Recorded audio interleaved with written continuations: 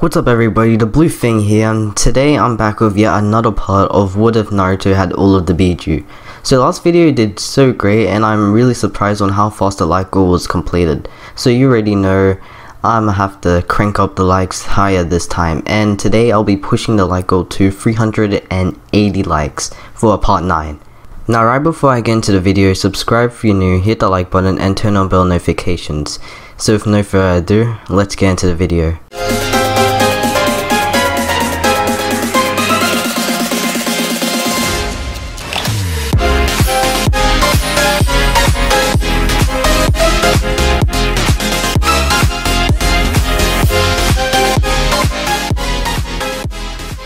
So last time we left off at the part where Team 7 have finished the second stage of the exams, aka the Forest of Death, and are on to the preliminary round, since like in the original, more people than expected passed the Forest of Death. Also, the Leaf Village haven't been alerted of Orochimaru just yet and are not really out guarding too much. They continue to be on the lookout for Danzo though, since he went rogue. So Hiruzen has no idea what Orochimaru is up to, and now we go into the story where Orochimaru is walking into a dark underground base. He peers around himself, checking out people lining up on the sides, making way for him to walk.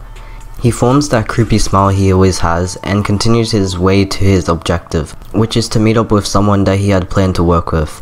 Orochimaru stops in his tracks as a person finally walks out to greet him. And the person, as some of you have guessed, is Danzo, who has taken a risky turn to work with Orochimaru to fulfill his goals on becoming leader of the Leaf Village. You finally made it, Orochimaru. How did it go?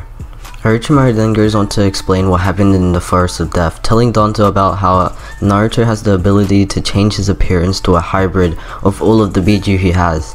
Danzo nods his head while focusing on what information Orochimaru had acquired. Orochimaru continues speaking, explaining to Danzo about how much surprising power Naruto has. He eventually finishes talking, and that's when Danzo decides to say something.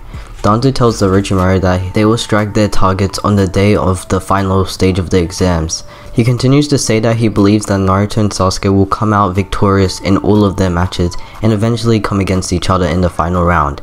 Danzo believes that when Naruto and Sasuke begin to battle each other will be the time to strike and capture the targets that he and Orochimaru are looking for. Orochimaru nods his head, agreeing, and shakes Danzo's hand. This team up is turning out great, Danzo. Just don't turn out to betray me in some way, got it? Danzo nods his head and Orochimaru leaves to get ready for the climax of his and Danzo's master plan. We now cut to the preliminary rounds with all of the Genin teams getting told the information about how it's going to go on.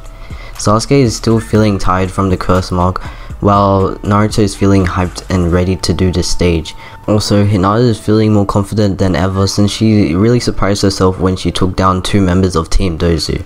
So this time when she fights, Hinata doesn't really need Naruto's encouragement to start fighting. She feels more confident in herself and is ready to impress people who doubted her, especially Neji. Eventually everybody has been told the rules about this stage and it starts to begin. The first matches contenders are just like in the original, which are Sasuke and that sound ninja guy who was working with Orochimaru. This match goes the same way like it was done in the original, as well as the other matches until up to Naruto's fight with Kiba. The only parts that were changed in the earlier matches were that Zaku had the use of both of his arms against Shino. I still believe that Shino would have won that fight with his bug tricks. Also, Kakashi has taken Sasuke someplace else since he has seen the appearance of the strange curse mark that lays on Sasuke's neck. When Kakashi tries to get rid of it, Sasuke tells him that he got the mark from some weird snake-like guy that bit him. Kakashi went quiet when he heard that, as he remembered a long time ago in his Anbu days that he met someone just like that. But this time Orochimaru didn't show up when Kakashi was trying to seal Sasuke's curse mark, since he was setting up the attack on Konoha. But still, Kakashi was sure that the curse mark was from Orochimaru, and after he couldn't seal the mark, he went to tell Hiruzen about this quickly. Now sometime later, after Kakashi has told Hiruzen about what happened, Hiruzen still kept the Chunin exams still going on even though it's risky, but now the Leaf Village is on high alert, looking out for Orochimaru or Danzo. So we cut to Naruto and Kiba's fight, and as Naruto goes to leave from the spectator seats, Kakashi tells him quickly that he should go easy on Kiba. Kakashi continues saying no matter how far Kiba goes all out, Naruto shouldn't use more than one of his Biju abilities. That's the challenge for Naruto. He's not allowed to use more than one tailed beast ability against Kiba. Naruto gives a thumbs up to Kakashi, telling him that he will do it the right way, and then he walks down to his match against Kiba. When he does that, all the Genin spectating stare at him in fear and shock that Naruto is going up against somebody. They don't speak a word though, remembering that they should fear Naruto for what he's capable of.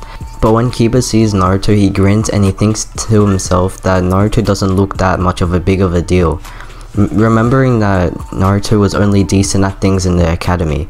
Naruto grins back at Kiba while getting ready for his match. The referee speaks to both of them first, telling them the rules about this, and then after he finishes, he announces the start of the match. When the match starts, Naruto stands still waiting for what Kiba is going to do, and when he does that, Kiba makes his move by going into his beast mimicry state. This doesn't make Naruto react in any way though, as he keeps standing still, not even putting up his hands in defense. Kiba then circles around Naruto, thinking about why Naruto is being pretty cocky at the moment. Kiba gets angry, is trying to wait for Naruto to do something, and at that moment he lashes at Naruto, going for a slash with his claws. Naruto continues to stand still, but when Kiba is really close to hitting him, he moves out of the way at great speed. From there, Naruto creates a shadow clone, and only one shadow clone. He lets the clone fight for him while he sits down and waits for Kiba to be completely finished. Kiba and Akamaru growl at this, and then Kiba smiles, thinking that how can one clone take him down, but secretly Naruto put only a bit of boil release in that clone so he could finish this fight pretty quickly. Kiba then pounces at Naruto's clone using his spinning fang attack. The real Naruto smiles and then signals his clone to attack, and at that moment the clone completely blitzes Kiba like he was nothing but a single leaf. Kiba and Akamaru get thrown onto the ground, wounded everywhere. They both don't get up for a while, and that's when the match gets officially ended with Naruto winning the fight. The Genin all stare at Naruto as he walks back up to the spectator seats, and they're all amazed by his surprising power. Kakashi throws a thumbs up to Naruto for going easy on Kiba, and then Naruto smiles with himself being surprised by his own power as well, since he was in his base form at that time. Now the next fight is none other than Neji and Hinata's fight, which Hinata is ready to show everybody what she's got. Neji is confident as well, still thinking Hinata is nothing but a failure of the Hyuga clan's main family. They both come face to face with each other, with Neji telling Hinata to give up and don't fight him. Hinata refuses to do that and is ready to try to beat Neji. Minutes later, the match begins, starting off similar like in the original, with both of the Hyugas going at each other using the gentle fist technique. Neji is able to be winning half of the match due to his superior skills in taijutsu. And when Hinata tries to use the twin line jutsu she used against the Sound Ninjas before, it doesn't work since Neji has basically blocked off all her chakra by a wide margin. Neji then grins at the sight of what Hinata was trying to do, thinking about if he didn't mess up her chakra that much, he could have seen whatever she was going to do.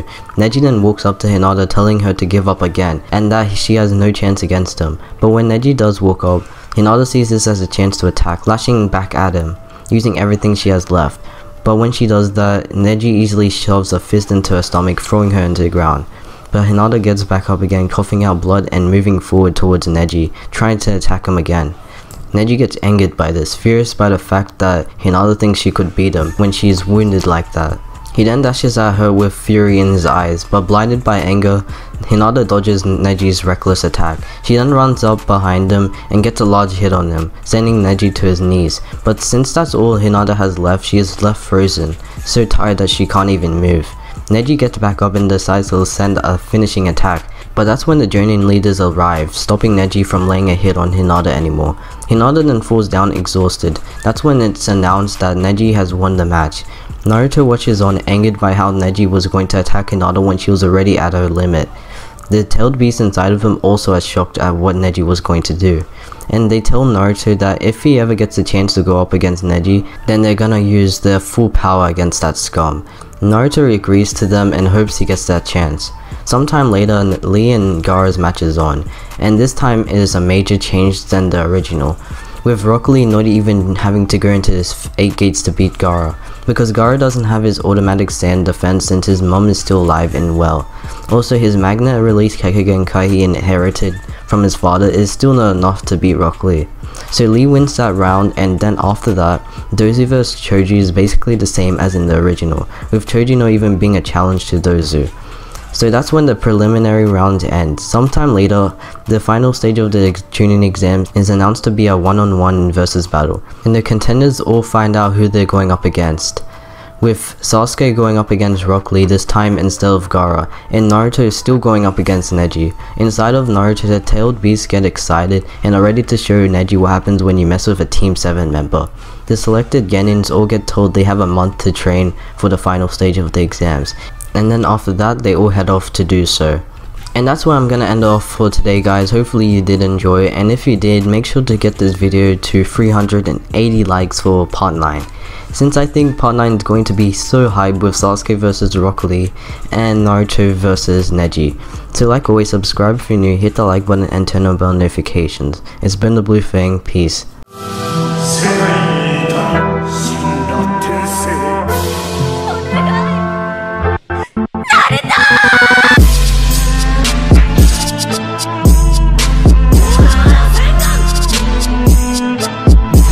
Sakena!